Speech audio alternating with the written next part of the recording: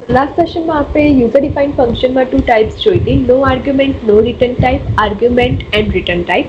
આજે જે remaining two types છે આપણે જોઈશું કે કેવી રીતે એક્ઝિક્યુટ કરાય, જેમાં થર્ડ ટાઈપ આવે છે argument but no return type.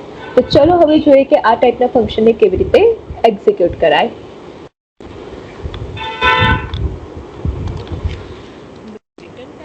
But argument. તો આપણે એમ્પ્ટી કરી દઈએ સ્ક્રીન, ખાલી મેઇન ફંક્શન રાખીએ. ઓકે, હવે આ ફંક્શનની ટાઈપમાં શું છે કે આર્ગ્યુમેન્ટ તો પાસ કરવાની જ છે, બટ ફંક્શન કોઈ પણ વેલ્યુને રિટર્ન નહીં કરે. એન્ડ ફંક્શન જ્યારે આપણે યુઝ કરીએ ત્યારે નો રિટર્ન ટાઈપ આવે ત્યારે ઓલવેઝ આપણે ફંક્શન નેમની આગળ કયા કીવર્ડનો યુઝ કરવાનો આવશે? વોઇડ કીવર્ડનો યુઝ કરવાનો આવશે. જે આપણે છે ને આ જે ફર્સ્ટ ટાઈપ હતી ને એમાં નો રિટર્ન ટાઈપમાં મેં કીધું હતું કે જ્યારે આપણે નો રિટર્ન ટાઈપ હોય દેટ મીન્સ કે ફંક્શન નેમની આગળ ઓલવેઝ કયો કીવર્ડ આપણે યુઝ કરવાનો આવશે? Void keyword. દેન હવે આપણે અહીંયા ફંક્શન નેમ પાસ કરીએ, બટ ફંક્શનની અંદર આર્ગ્યુમેન્ટ કીધું છે એટલા માટે આર્ગ્યુમેન્ટ તો પાસ કરવી જ પડશે. હું એ સમનું જ એક્ઝામ્પલ લઈ રહી છું અહીંયા પણ. સો બે ઇન્ટીજર નંબર આપણે અહીંયા પાસ કરી દઈએ, integer n1 and integer n2. And ફંક્શનનો બોડી પાર્ટ આપણે ક્રિએટ કરીએ. ડન. હવે આ જે ફંક્શન આપણે કોલ કરીશું ત્યારે આપણને વેલ્યુ તો મળશે, રાઈટ? હવે એ વેલ્યુને આપણે શું કરવાનું છે? સમ કરવાનું છે અને એ સમને આપણે પ્રિન્ટ કરવાનું છે. સો એના માટે ડેમો ફંક્શનની અંદર આપણે એક વેરિયેબલ લઈશું, integer answer. Answer is equal to n1 plus n2 and sum calculate કરી લઈશું. હવે આ જે ફંક્શન છે એ ફંક્શનની રિટર્ન ટાઈપ શું છે? નો રિટર્ન ટાઈપ, મતલબ કે વોઇડ છે. એન્ડ જ્યારે બી આપણા ફંક્શનની રિટર્ન ટાઈપ વોઇડ હોય ત્યારે જે આપણે ફાઇનલ આન્સર પ્રિન્ટ કરવાના સ્ટેટમેન્ટ હોય એ ક્યાં આવે? આપણા યુઝર ડિફાઇન ફંક્શનની અંદર જ. પ્રીવિયસ એક્ઝામ્પલમાં આપણી વેલ્યુ શું થતી હતી? રિટર્ન થતી હતી. એટલા માટે આપણે અહીંયા રિટર્ન કીવર્ડનો યુઝ કરતા હતા એન્ડ વોઇડની જગ્યાએ આપણે ઇન્ટીજર ડેટા ટાઈપ આપી હતી. બટ આ ટાઈપના ફંક્શનમાં નો રિટર્ન ટાઈપ છે એટલા માટે આપણે અહીંયા રિટર્ન કીવર્ડનો યુઝ ના કરી શકીએ. સિમ્પલી આ ફંક્શનની અંદર જ આપણે શું કરીશું? વેલ્યુને પ્રિન્ટ કરાવીશું. So sum percentage b and our variable name. હવે આ ફંક્શનને કોલ કેવી રીતે કરાય? તો એના માટે મેઇન ફંક્શનમાં આવી જઈએ.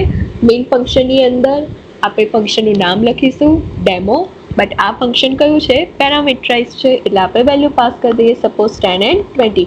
હવે ખબર છે કે યુઝર જોડથી વેલ્યુ કેવી રીતે લાવ્યા, તેવી રીતે આપણે વેલ્યુ લઈને પણ પાસ કરી શકીએ છીએ. મેં અહીંયા સ્ટેટિક વેલ્યુ પાસ કરી છે. સો હવે આમાં છે ને ફંક્શન નેમની આગળ આપણે કોઈ વેરિયેબલ આન્સર એવું ડિક્લેર કરવાની જરૂર નથી. કેમ કે ફંક્શન કોઈ પણ વેલ્યુને રિટર્ન નથી કરતું. ફંક્શનની ટાઈપ શું છે? આર્ગ્યુમેન્ટ. એટલા માટે ફંક્શન કોલિંગ કરતી વખતે આપણે અહીંયા આર્ગ્યુમેન્ટ પાસ કરીએ છીએ. જે ફર્સ્ટ વેલ્યુ છે ફર્સ્ટ વેરિયેબલમાં સ્ટોર થશે, સેકન્ડ વેલ્યુ સેકન્ડ વેરિયેબલમાં સ્ટોર થશે. તો વેરિયેબલમાં વેલ્યુ તો સ્ટોર થઈ ગઈ. And no return type. And no return ટાઈપનો મતલબ શું? કે જે આપણા ફાઇનલ આઉટપુટને પ્રિન્ટ કરવાના સ્ટેટમેન્ટ હશે એ આપણા યુઝર ડિફાઇન ફંક્શનની અંદર જ આપણે લખીશું. એટલા માટે સમને આપણે યુઝર ડિફાઇન ફંક્શનની અંદર પ્રિન્ટ કરીએ છીએ અને મેઇન ફંક્શનની અંદર ખાલી એ ફંક્શનના નામથી આપણે એને કોલ કરીએ છીએ. હવે આપણે રન કરીએ પ્રોગ્રામ. Sum is 30. સો આ હતું આપણું no return type and argument વાળું ફંક્શન. નેક્સ્ટ આવે છે fourth type and last type, જેમાં રિટર્ન ટાઈપ છે બટ આર્ગ્યુમેન્ટ નથી. સો હવે આપણે ફંક્શનમાં રિટર્ન ટાઈપ આપી દઈએ બટ નો આર્ગ્યુમેન્ટ. હવે આ ટાઈપનું ફંક્શન ક્રિએટ કરવા માટે નો આર્ગ્યુમેન્ટ મતલબ શું? કે પેરામીટર આપણે ફંક્શનની અંદર પાસ નહીં કરીએ. બટ સમ કરવો હોય તો એના માટે વેલ્યુ તો જોઈએ. તો જ્યારે બી આપણે કોઈ પેરામીટર પાસ ના કર્યા હોય ત્યારે આપણે વેલ્યુ ક્યાં લઈશું? યુઝર ડિફાઇન ફંક્શનની અંદર જ લઈશું. એટલે યુઝર ડિફાઇન ફંક્શનની અંદર જ આપણે n1 અને n2 વેરિયેબલને ક્રિએટ કરી લઈશું. એન્ડ વેલ્યુ લઈએ print F, enter numbers, scan F, percentage t n% n1 n% n2. કેમ? યુઝર ડિફાઇન ફંક્શનની અંદર વેલ્યુ આપણે લઈએ છીએ કેમ કે આપણા ફંક્શનની ટાઈપ શું છે, નો આર્ગ્યુમેન્ટ. એટલા માટે યુઝર ડિફાઇન ફંક્શનની અંદર જ આપણે શું કરી રહ્યા છે, યુઝર જોડેથી નંબર્સ લઈ રહ્યા છે. બટ હવે રિટર્નમાં શું છે, રિટર્ન ટાઈપ છે. જ્યારે બી રિટર્ન ટાઈપ હોય ત્યારે ફંક્શન નેમની આગળ આપણે વોઇડ કીવર્ડનો યુઝ ના કરી શકીએ. આપણે અહીંયા શું કેલ્ક્યુલેટ કરીએ છીએ, સમ કેલ્ક્યુલેટ કરીએ છીએ. એને સમને સ્ટોર કરવા માટે વેરિયેબલ કેવું આપણે ક્રિએટ કર્યું છે, ઇન્ટીજર. બરાબર. સો ફંક્શનની રિટર્ન ટાઈપ શું થઈ જશે, વોઇડની જગ્યાએ ઇન્ટીજર થઈ જશે. એન્ડ આ જે સ્ટેટમેન્ટ આપણે પ્રિન્ટ કરાવીએ છીએ સમને, એ આપણે યુઝર ડિફાઇન ફંક્શનની અંદર નહીં લખીએ. અહીંયા આપણે શું લખીશું, રિટર્ન એન્ડ વેરિયેબલ નેમ લખીશું. તો ફંક્શન જ્યારે વેરિયેબલની વેલ્યુને રિટર્ન કરે ત્યારે મેઇન ફંક્શનની અંદર એ વેરિયેબલની વેલ્યુને હોલ્ડ કરવા માટે શું જોઈએ, ફરીથી આપણે એક વેરિયેબલ ક્રિએટ કરવું પડે. સો અહીંયા મેં વેરિયેબલ ક્રિએટ કર્યું છે integer answer, and answer is equal to demo. But parameter pass નહીં કરવાના, ખાલી ફંક્શન વેલ્યુને રિટર્ન કરે છે. એટલા માટે મેઇન ફંક્શનની અંદર એ વેલ્યુને હોલ્ડ કરવા માટે આપણે એક વેરિયેબલ લીધો છે એન્ડ વેરિયેબલની અંદર આપણે ડેમો ફંક્શનને કોલ કરીએ છીએ. એટલે કમ્પાઇલર શું કરશે, સીધું ડેમો ફંક્શનને કોલ કરશે. ડેમો ફંક્શનની અંદર પહેલાં તો યુઝર જોડેથી નંબર્સ લેશે, એનો સમ કેલ્ક્યુલેટ થશે અને એ સમને રિટર્ન કરશે. તો હવે આપણે રન કરીએ. Enter numbers, suppose 10 and 10. Print કરવાનું રહી ગયું છે તો પ્રિન્ટ કરી દઈએ.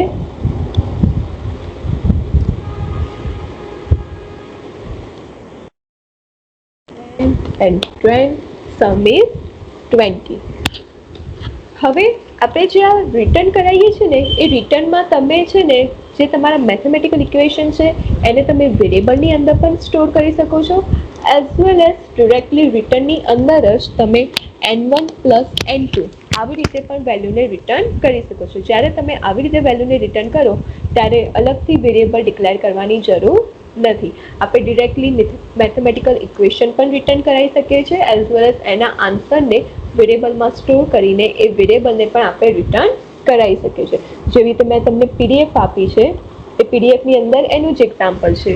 જુઓ, હવે આ જે સેકન્ડ એક્ઝામ્પલ છે, આ ફંક્શનની ટાઈપ કઈ છે, રિટર્ન ટાઈપ એન્ડ આર્ગ્યુમેન્ટ. તો જે રિટર્ન થતી વેલ્યુ છે એમાં મેં શું આપી દીધું છે, વેરિયેબલમાં સ્ટોર કરવાની જગ્યાએ મેં ડિરેક્ટલી વેલ્યુને રિટર્ન કરાવી છે. રાઈટ. તો આપણે આવી રીતે પણ કરી શકીએ છીએ.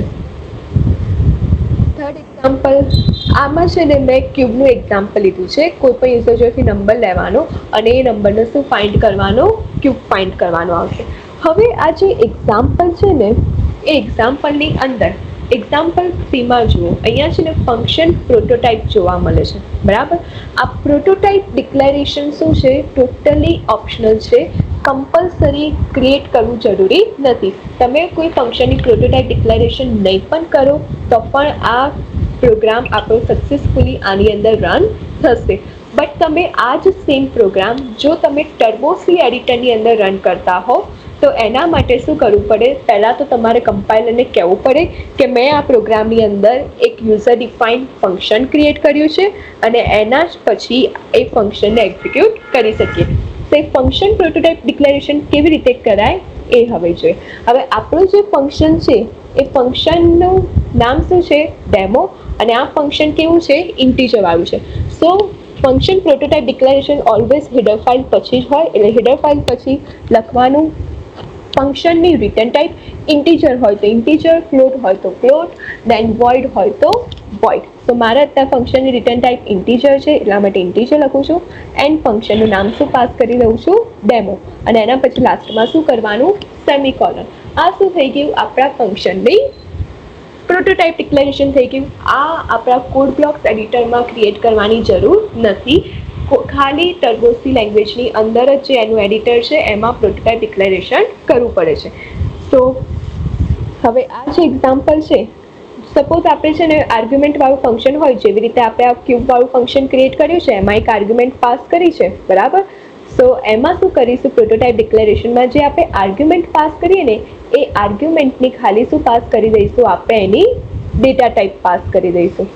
વેરિયેબલ નેમ પ્રોટોટાઇપ ડિક્લેરેશનમાં પાસ નહીં કરવાનું, ખાલી એની ડેટા ટાઈપ એન્ડ લાસ્ટમાં સેમિકોલનથી આપણે એને એન્ડ કરવાનું. અગેન આ ખાલી ટર્બોસી એડિટર માટે જ જરૂરી છે, આપણે કોડ બ્લોક્સમાં તમારે ક્રિએટ કરવાની જરૂર નથી. સેમ.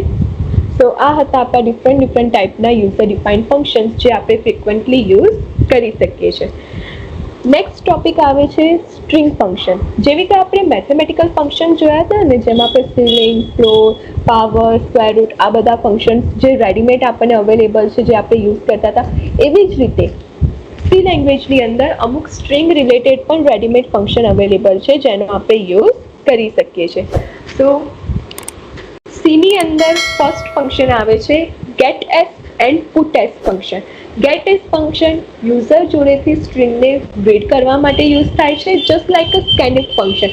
બટ આ જે ગેટ એસ ફંક્શન છે ને, એ ખાલી સ્ટ્રિંગ માટે જ યુઝ થાય છે. આપણે યુઝર જોડેથી સ્ટ્રિંગને સ્કેનફ ફંક્શનથી પણ લઈ શકીએ છીએ, as well as gets ફંક્શનથી પણ લઈ શકીએ છીએ. And put S function user જોડેથી જે આપણે સ્ટ્રિંગ લીધી હોય એને પ્રિન્ટ કરવા માટે યુઝ થાય છે. અને આ બંને ફંક્શન આપણે જે હેડર ફાઇલ ઇન્ક્લુડ કરીએ છીએ સ્ટાન્ડર્ડ ઇનપુટ આઉટપુટ એની અંદર જ અવેલેબલ છે. હવે આપણે એનું એક્ઝામ્પલ જોઈએ. નોર્મલી હું તમને એમ કહું કે તમારી યુઝર જોડથી વેલ્યુ લેવાની છે, તો તમે શું કરવાના? પહેલાં તો આપણે આ સ્ક્રીન ક્લિયર કરી દઈએ, ખાલી મેઇન ફંક્શન રાખીએ. સૌથી પહેલાં તો કેરેક્ટરની એરે ક્રિએટ કરો, રાઈટ? દેન printf enter name,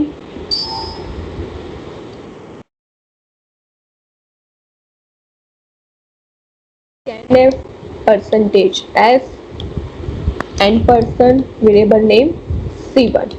આવી રીતે તમે શું કરો, યુઝર જોથી સ્ટ્રિંગ લો અને સ્ટ્રિંગને પ્રિન્ટ કરાવવાનું કહું તો again printf value is %s and our variable c1. Okay, આવી રીતે તમે યુઝર જોથી સ્ટ્રિંગ લઈને અને એ સ્ટ્રિંગને તમે પ્રિન્ટ કરાવો. બટ આ જ સેમ વસ્તુ આપણે અહીંયા ગેટેસ એન્ડ પુટેસ ફંક્શનથી પણ કરી શકીએ છીએ. સો એના માટે આપણે શું કરવાનું આવશે? સૌથી પહેલાં તો યુઝર જોથી મેસેજ સ્ટ્રિંગ લેવા માટે એને મેસેજ આપવો પડશે, એન્ટર યોર નેમ. પછી યુઝર જે કેરેક્ટર ટાઈપ કરે ને, એને સ્ટોર કરવા માટે આપણે જે સ્કેનફ ફંક્શનનો યુઝ કરીએ છીએ ને, એની જગ્યાએ કયા ફંક્શનનો યુઝ કરીશું? Gates function.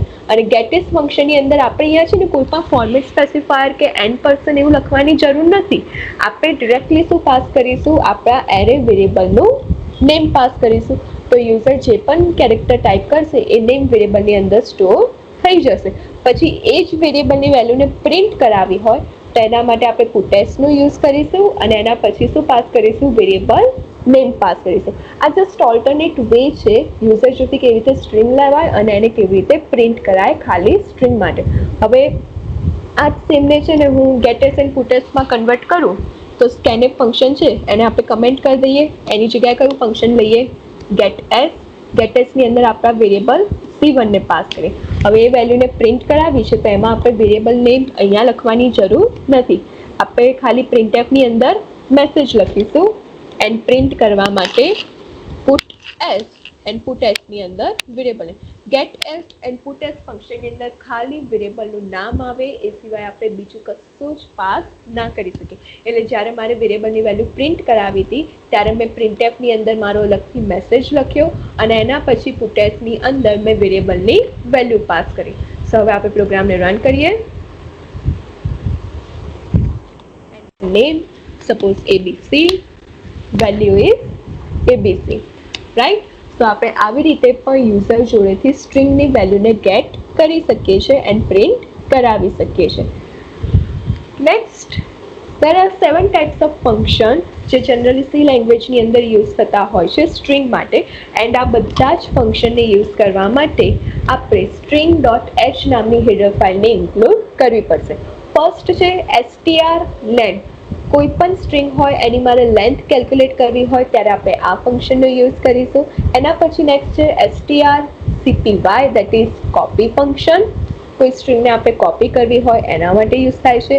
દેન strcat, કોઈ પણ સ્ટ્રિંગ હોય એને આપણે મર્જ કરવી હોય, cat સ્ટેન્ડ ફોર કોન્કેટ, તો આપણે મર્જ કરવી હોય ત્યારે આપણે આનો યુઝ કરી શકીએ છીએ. દેન strcmp, કોઈ પણ સ્ટ્રિંગને કમ્પેર કરાવી હોય એના માટે યુઝ થાય છે. strrev સ્ટ્રિંગને રિવર્સમાં પ્રિન્ટ કરવી હોય એના માટે યુઝ થાય છે. strlwr લોઅર કેસમાં સ્ટ્રિંગને પ્રિન્ટ કરવા માટે યુઝ થાય છે. એન્ડ strupr કોઈ પણ સ્ટ્રિંગને અપર કેસમાં આપણે પ્રિન્ટ કરાવવું હોય ત્યારે આપણે આનો યુઝ કરી શકીએ છીએ. એન્ડ આ બધા જ ફંક્શન કેવા છે? આર્ગ્યુમેન્ટ વાળા છે. સો હવે વન બાય વન જોઈએ કે આ ફંક્શન કેવી રીતે યુઝ કરાય. ફર્સ્ટ આવે છે str લેન્થ ફંક્શન. સ્ટ્રિંગની જે ટોટલ લેન્થ હશે એ રિટર્ન કરશે અને એ લેન્થની અંદર આપણે જે લાસ્ટમાં નલ કેરેક્ટર એડ થાય છે ને એ કેલ્ક્યુલેટ નહીં કરે.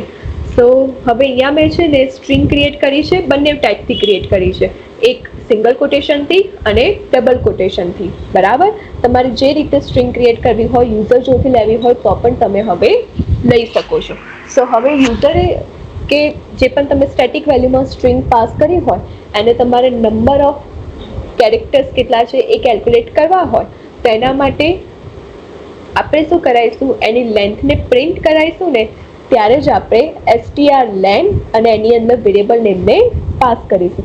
જેવી રીતે મેં અહીંયા યુઝર જોથી સ્ટ્રિંગ તો લીધી જ છે, હવે મારે આને લેન્થને કેલ્ક્યુલેટ કરાવવી છે, રાઈટ? તો એના માટે હું printf \n લેન્થ છે એ ઇન્ટીજરમાં જ રિટર્ન થાય એટલા માટે પ્રિન્ટ કરવા માટે %d નો યુઝ કરીશું.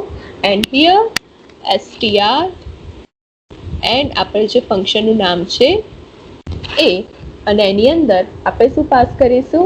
આપણા વેરિયેબલને. હવે આ ફંક્શન છે એના માટે આપણે હેડર ફાઇલ ઇન્ક્લુડ કરવી પડશે. સો #include string.h.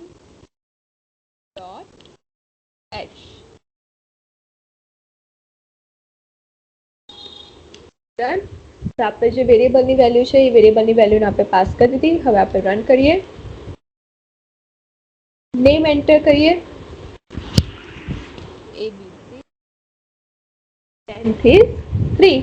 સપોઝ તમે છે ને સ્પેસથી વેલ્યુને પાસ કરી હશે ને, જેવી રીતે અહીંયા તમે જોઈ શકો છો કે હેલો વર્લ્ડની વચ્ચે સ્પેસ છે તો એ સ્પેસને પણ as a individual character type કરશે એન્ડ ટોટલ લેન્થ આ જે હેલો વર્લ્ડ છે એની 11 રિટર્ન કરશે.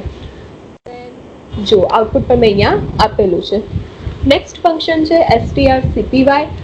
બે સ્ટ્રિંગને કોપી કરવી હોય એના માટે યુઝ થાય છે, જેમાં ફર્સ્ટ પેરામીટરમાં આપણે ડેસ્ટિનેશનનું નામ આપીશું એન્ડ સેકન્ડમાં આપણે સોર્સનું નામ આપીશું. સો મેં અહીંયા એક સ્ટ્રિંગ ક્રિએટ કરી છે. હવે આ સ્ટ્રિંગને મારે શું કરાવી છે? જે સેકન્ડ સ્ટ્રિંગ ક્રિએટ કરી છે એમાં મારે કોપી કરાવી છે. સો એના માટે strcpy ફંક્શનની અંદર ફર્સ્ટ પેરામીટર કયું આવશે? આપણું destination string name. Destination string માટે વેરિયેબલ નેમ શું છે? ch2 એન્ડ સોર્સ કયું છે? ch. તો આપણી જે સ્ટ્રિંગ હશે એ સ્ટ્રિંગ આપણા સેકન્ડની અંદર શું થઈ જશે? કોપી થઈ જશે. તો ફોર ધેટ આપણે અહીંયા એક સ્ટ્રિંગ ક્રિએટ કરી લઈએ. તમે સિમ્પલી ડબલ કોટેશનમાં બી સ્ટ્રિંગને પાસ કરી શકો છો, કર્લી બ્રેકેટ કરવાની જરૂર નથી. તો હેલો વર્લ્ડ આને મારે C2 ની અંદર કોપી કરવી છે. તો એના માટે strcpy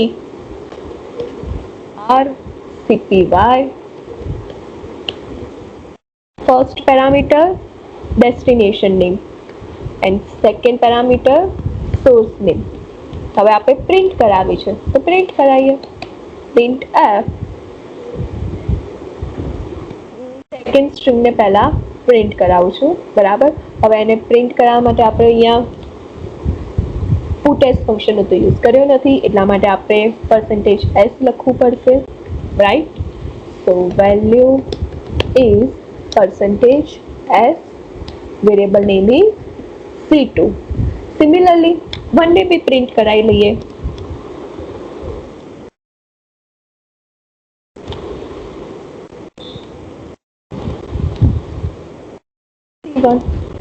રન કરીએ.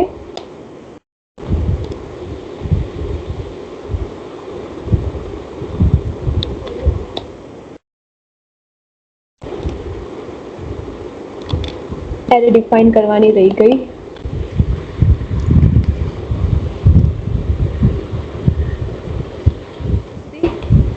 Value is hello world, value is hello world. એટલે બંને સ્ટ્રિંગની વેલ્યુ શું થઈ ગઈ? આપણી ફર્સ્ટ સ્ટ્રિંગ સેકન્ડ સ્ટ્રિંગની અંદર કોપી થઈ ગઈ. તો આવી રીતે કોપી કરવા માટે આપણે strcpy ફંક્શનનો યુઝ કરી શકીએ છીએ. And strcat function. સો આપણે બે સ્ટ્રિંગને મર્જ કરવી હોય ત્યારે આપણે આ ફંક્શનનો યુઝ કરી શકીએ છીએ. તો મર્જ કરવા માટે તમે જે ફર્સ્ટ વેરિયેબલ પાસ કર્યું હશે એની અંદર આપણી સ્ટ્રિંગ મર્જ થશે. જેવી રીતે અહીંયા બે સ્ટ્રિંગ ક્રિએટ કરી છે, હવે આ બે સ્ટ્રિંગને મર્જ કરવી છે તો મર્જ ક્યાં થશે? તમે જે ફર્સ્ટ વેરિયેબલ પાસ કર્યું હશે એની અંદર થશે. બરાબર. તો હવે આપણે સ્ટ્રિંગને ક્રિએટ કરીએ.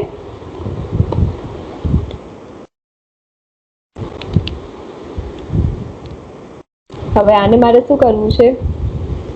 કોન્કેટ કરવું છે. તો એના માટે str ફંક્શન એન્ડ ચલો હું અત્યારે વેરિયેબલ આવી રીતે પાસ કરું છું c2 એન્ડ c1, પછી બંનેની વેલ્યુને પ્રિન્ટ કરાવું છું. તો જોઈએ કે કેવી રીતે કોન્કેટ થાય છે. Value is world and hello. કેમ? કેમ કે આપણે ફર્સ્ટ પેરામીટરમાં કઈ વેલ્યુ પાસ કરી છે? c2. એટલે આ જે હેલો છે એ કોના પછી કોન્કેટ થયું? આપણા સેકન્ડ સ્ટ્રિંગની અંદર એ કોન્કેટ થયું. અને કોન્કેટ થયા પછી જે ઓરિજિનલ સ્ટ્રિંગ હશે એ તો એઝ ઇટ ઇઝ જ રહેવાની છે. હવે સપોઝ હું વેરિયેબલ ચેન્જ કરી લઉં, c1 એન્ડ c2 કરું એન્ડ રન કરીએ. જુઓ ફર્સ્ટ છે એ ફર્સ્ટ આપણે શું પ્રિન્ટ કરાવીએ છીએ? સિમ્પલી c2 ની વેલ્યુ. તો c2 માં શું છે? વર્લ્ડ છે. બરાબર. એન્ડ સેકન્ડમાં આપણે c1 ની વેલ્યુ પ્રિન્ટ કરાવીએ છીએ. તો c1 માં શું આવી ગયું? હેલો સ્પેસ વર્લ્ડ આવી ગયું. સ્પેસ કેમ આવી? કેમ કે આપણે અહીંયા છે ને હેલો પછી સ્પેસ આપેલી છે એટલા માટે. એટલે કોન્કેટમાં તમે જે ફર્સ્ટ વેરિયેબલ આપ્યું હશે એની અંદર જ તમારી સ્ટ્રિંગ શું થશે? મર્જ થશે. દેન નેક્સ્ટ ફંક્શન આવે છે strcmp. બે સ્ટ્રિંગને કમ્પેર કરવા માટે યુઝ થાય છે. જો બંને સ્ટ્રિંગ સેમ હશે તે આપણને 0 રિટર્ન કરશે. હવે આમાં કોઈ પણ સ્ટ્રિંગ સેમ છે કે નહીં એને કેલ્ક્યુલેટ કરવા માટે 0 નો યુઝ થાય છે. 0 મીન્સ વોટ? કે બંને સ્ટ્રિંગ આપણી ઇક્વલ છે. સો હવે આમાં છે ને જે સ્ટ્રિંગની વેલ્યુ છે એ યુઝર જોડે લઈ રહ્યા છે. તમારે સ્ટેટિક લેવી હોય તો તમે સ્ટેટિક બી લઈ શકો છો. યુઝર જોડે સ્ટ્રિંગને લેવા માટે અહીંયા ગેટેસ ફંક્શનનો યુઝ કર્યો છે. તમે નોર્મલ સ્કેનફ ફંક્શનનો પણ યુઝ કરી શકો છો. હવે એ બે સ્ટ્રિંગને કમ્પેર કરવા માટે ઇફ કન્ડિશન લખી. ઇફની અંદર strcmp ફંક્શન પાસ કર્યું જેમાં બંને વેરિયેબલની વેલ્યુ પાસ કરી. જો આ બંને વેરિયેબલની વેલ્યુ આપણે જે પાસ કરી છે એ સેમ હશે, that means it is equal to 0, તો સ્ટ્રિંગ્સ આર ઇક્વલ પ્રિન્ટ કરાવીશું. નહીં હોય તો સ્ટ્રિંગ્સ આર નોટ ઇક્વલ આપણે પ્રિન્ટ કરાવીશું. 0 થી અહીંયા કમ્પેર થાય છે કે સ્ટ્રિંગ ઇક્વલ છે કે નહીં. સો મેં અહીંયા શું આપ્યું છે અત્યારે? Hello and world, two different string આપી છે. અને હવે હું અહીંયા કન્ડિશન ચેક કરું છું. સો ઇફ strcmp એની અંદર c1 and c2 equal to 0. So print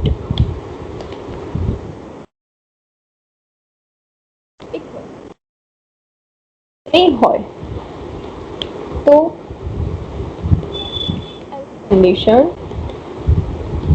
and એલ્સમાં print કરાવીશું.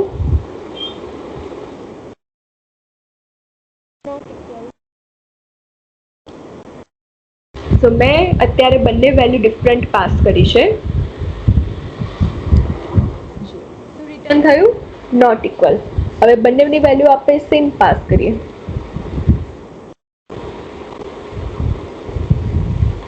શું રિટર્ન થયું? ઇક્વલ્સ. કેમ? કેમ કે બંને સ્ટ્રિંગની વેલ્યુ સેમ છે. હવે બંનેમાં છે ને હેલો જ પાસ કરીએ, બટ સેકન્ડની અંદર આપણે સ્મોલ h કરી દઈએ કેપિટલ h ની જગ્યાએ એન્ડ રન કરીએ.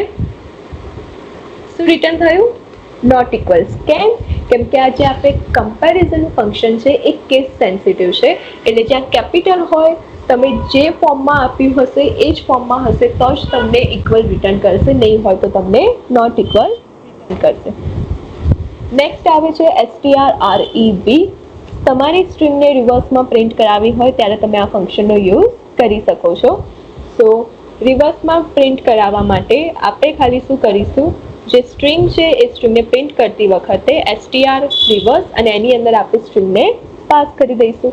તો હવે આ મારી જે આ સ્ટ્રિંગ છે એને મારે રિવર્સની અંદર પ્રિન્ટ કરાવી છે. તો એના માટે printf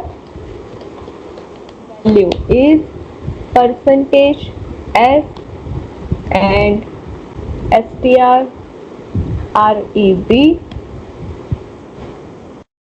and એની અંદર વેરિયેબલ નેમને આપણે પાસ કરી દઈએ. જો હેલો ને રિવર્સમાં એને શું કરી દીધી, પ્રિન્ટ કરી દીધી. તો આવી રીતે આપણે સ્ટ્રિંગને રિવર્સમાં પણ પ્રિન્ટ કરી શકીએ છીએ.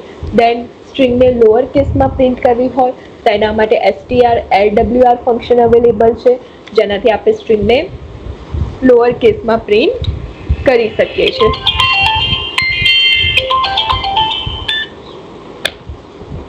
સો લોઅર કેસની અંદર પ્રિન્ટ કરવા માટે just printf \n value is percentage s strlwr and એની અંદર આપણે વેરિયેબલ નેમ પાસ કરીએ c1 બરાબર. તો c1 માં છે ને h આપણો કેપિટલમાં છે. હવે આપણે રન કરીએ. જો સ્ટ્રિંગ આપણને શું જોવા મળે છે, અહીંયા સ્મોલ લેટર્સમાં જોવા મળે છે. રિવર્સમાં કેમ જોવા મળે છે, કેમ કે રિવર્સ ફંક્શનથી એ સ્ટ્રિંગ આપણી શું થઈ ગઈ છે, રિવર્સ થઈ ગઈ છે. તો રિવર્સને આપણે કમેન્ટ કરી દઈએ એન્ડ ફરીથી રન કરીએ. You can see okay. So જો કેપિટલમાં હશે તો સ્મોલ લેટરમાં કન્વર્ટ કરશે એન્ડ જે સ્મોલ હશે એને તો સ્મોલમાં જ રાખશે. એવી રીતે સ્ટ્રિંગને આપણે કન્વર્ટ કરવી હોય તો એના માટે strupr ફંક્શન અવેલેબલ છે. તો હવે હું આ જ ફંક્શનને ચેન્જ કરી લઉં અપર કેસમાં એન્ડ રન કરીએ. તો જો હેલો આપણને અપર કેસમાં જોવા મળી રહ્યું છે. તો આટલા ડિફરન્ટ ટાઈપના સ્ટ્રિંગના ફંક્શન અવેલેબલ છે ઇનબિલ્ટ, જેનો આપણે યુઝ